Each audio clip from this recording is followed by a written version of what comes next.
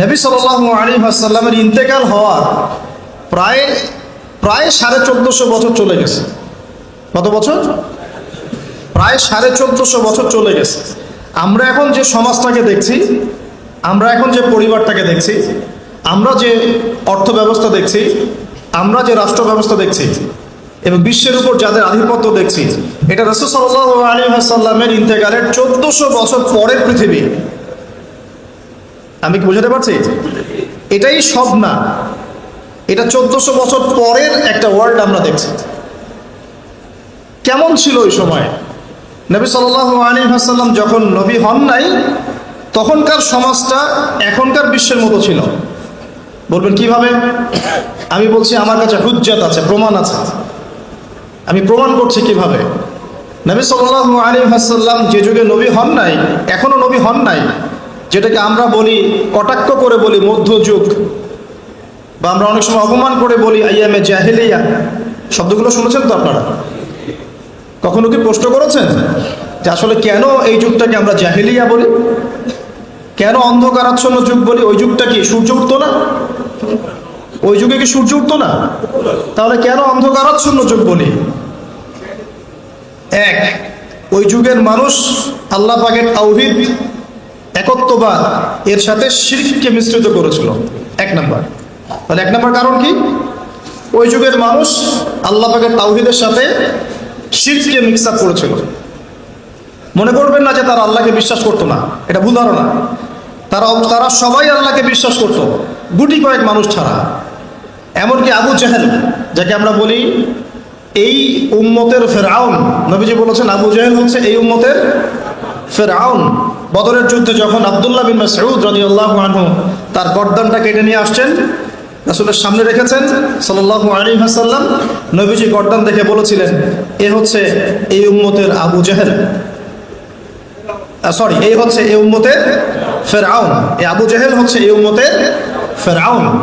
আর ফেরাউনের চেয়ে বড় কোনো কাফের নাই, এখনো নাই, ছিলও না, আসবেও না ইনশাআল্লাহ।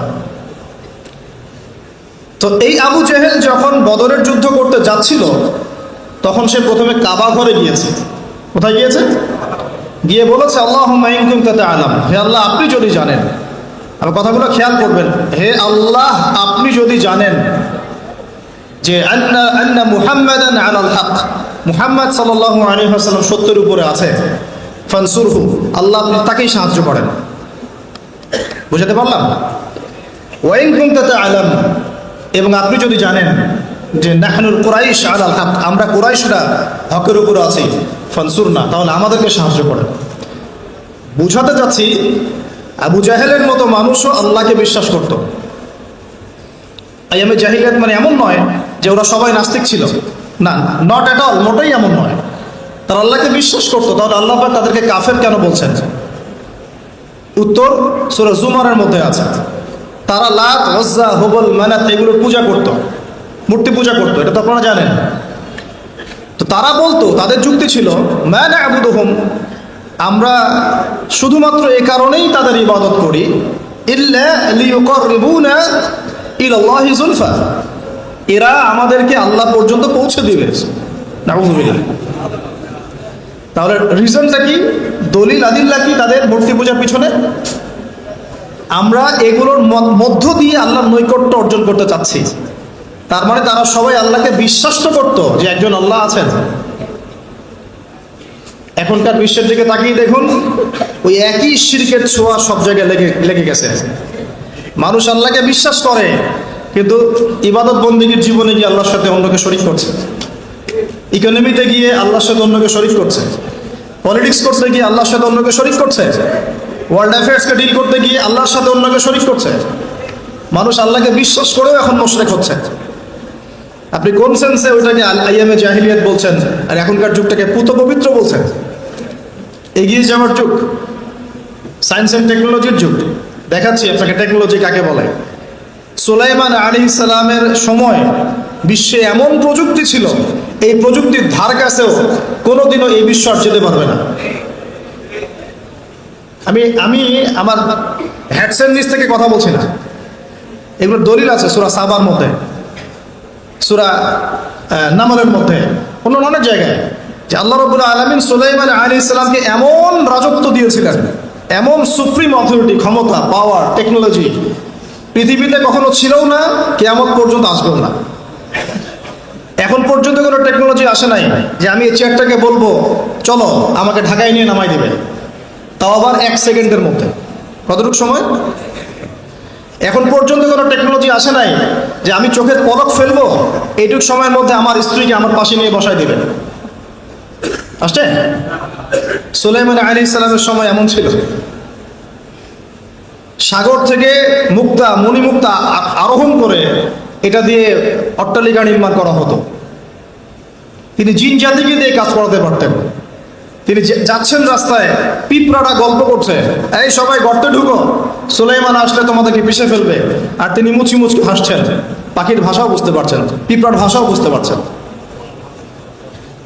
তার বাবা দাউদ আলাইহিস সালাম জাবুর তেলাওয়াত করছেন, এই সাগরের মাছ সব কাছে চলে আসছে জাবুর শোনার জন্য।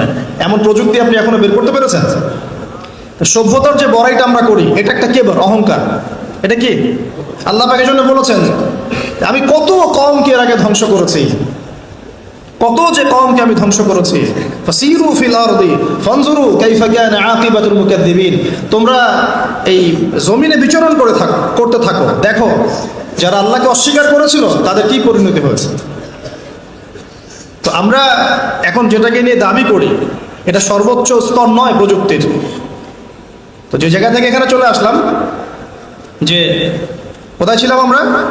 এই জামানাতেও আমরা শিরক করছি কিন্তু আল্লাহকেও বিশ্বাস করছি। প্রত্যেকটা সেক্টরে শিরক হচ্ছে। ডিটেলস বলার মতো জায়গাও এটা না, এবং এত সময় আমার হাতে নাই। আমি খালি সেক্টরগুলো বলে দিই। 1, এডুকেশন সেক্টর, শিক্ষা সেক্টর, এখানে শিরকের উপর শিরক হচ্ছে।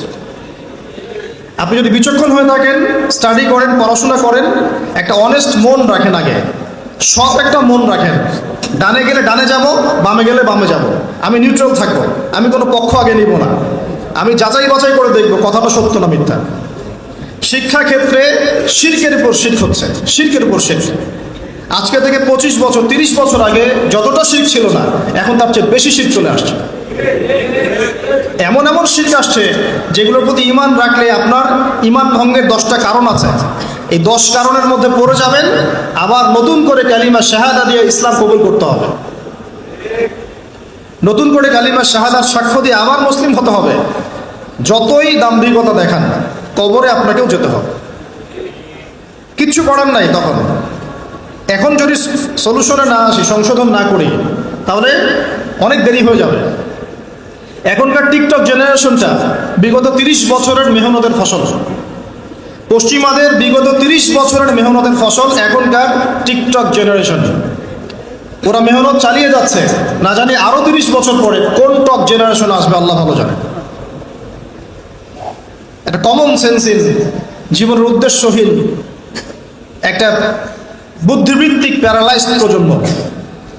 না জীবনের কোনো উদ্দেশ্য আছে, না কোনো পড়াশোনা করে, আর না একটু ভালো করে খেলাধুলা করে, আর না শরীর চর্চা করে, আর না কিছু লিখে, আর না কিছু জাতিকে কিছু দিচ্ছে, আর না পলিটিক্সে কোনো আগ্রহ আছে, আর না ইকোনমিক্সে কোনো আগ্রহ আছে, না ওয়ার্ল্ড অ্যাফেয়ার্স সম্পর্কে কোনো সচেতনতা আছে, না মুসলিম উম্মার এই দুরবস্থায় তার ভূমিকা রাখার কোনো ইচ্ছা পর্যন্ত আছে।